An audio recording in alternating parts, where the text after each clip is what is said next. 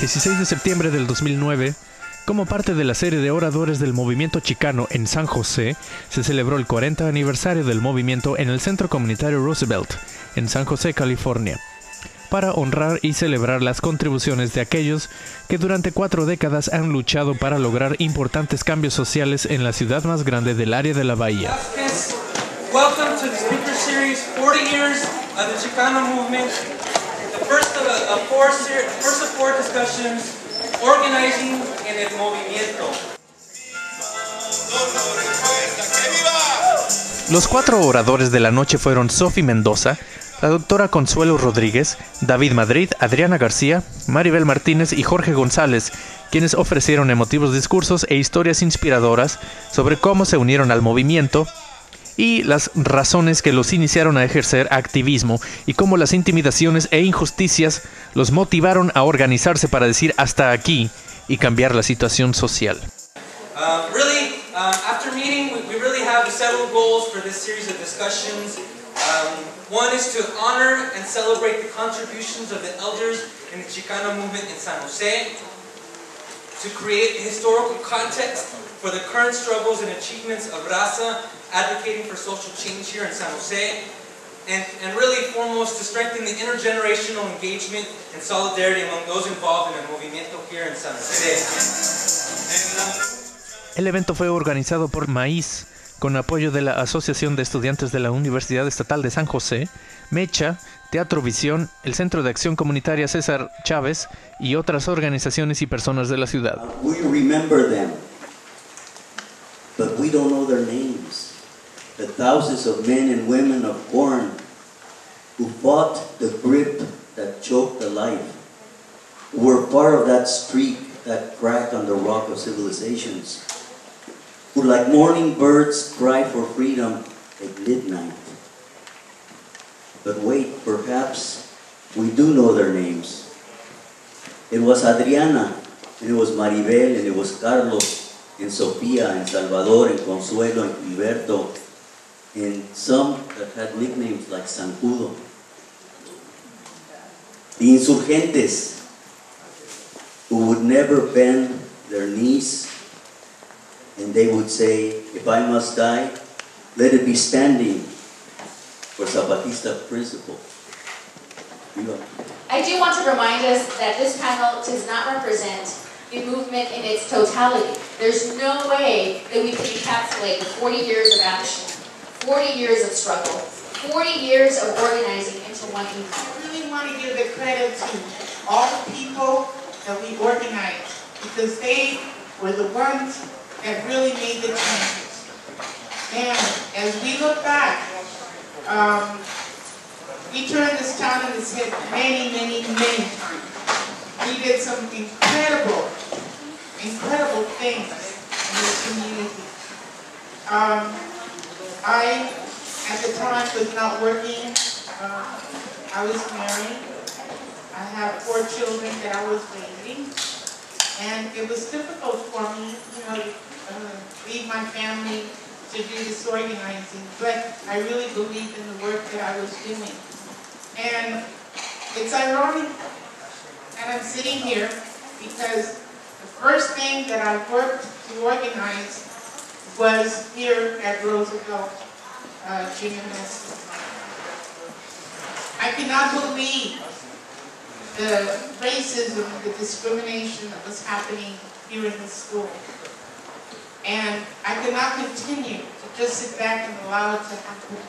I came to speak with the principal here, with Lloyd Bookser, and the vice principal, who was last name was Hoja. I'll never forget their name. And they talked to me about the changos and the surfers.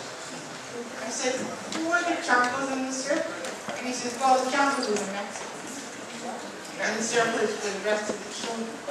And this was a junior high school. And then the children started telling me about the names that teachers used to call them. Bean chokers, taco benders, tortilla rollers, just all these terrible, terrible names. My daughter stood up in the faculty meeting And she was just loved. She was the only two black teachers there. But she commanded a lot of respect with the black berets and the black community. And she stood up and she told them, you fire them, you fire me.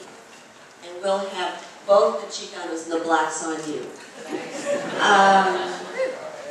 And so we struggled with that. It wasn't easy. The other thing I wanted to share was that a few weeks later, they had the walkouts at San Jose High. However, our principal, Dan Jackson, who we found out later was half Native American, he did not call the police. He listened to Jose and myself, and to Liz Cordova, and to the Berets. He did not call the police. Not one student was injured. San Jose High School principal called the police, and several kids got injured.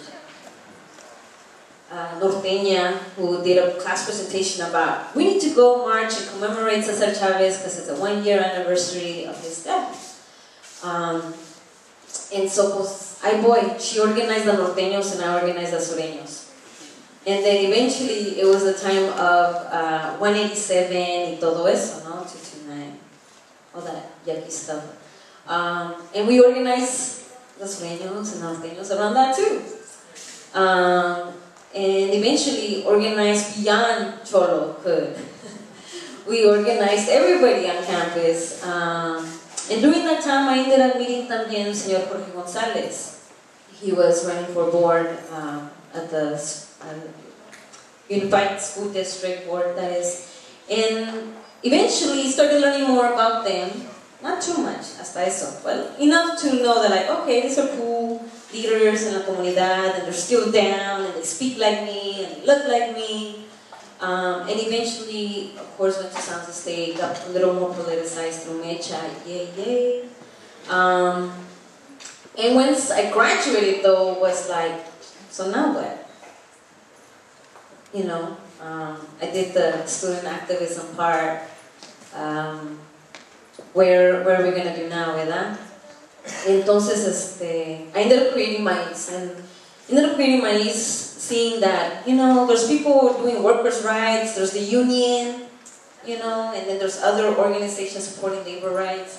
Then there's the immigrant rights movement and other orgs doing that. Then I was like, well, we need a community-based space for mujeres who want to get politically involved. And al estilo Sophie, you know, like, well, that's the estilo that I learned, you know. She was my school of that, no? One body part. So some of the things that Debug is currently fighting for, that's police accountability. We still got racial profiling. We still got police brutality.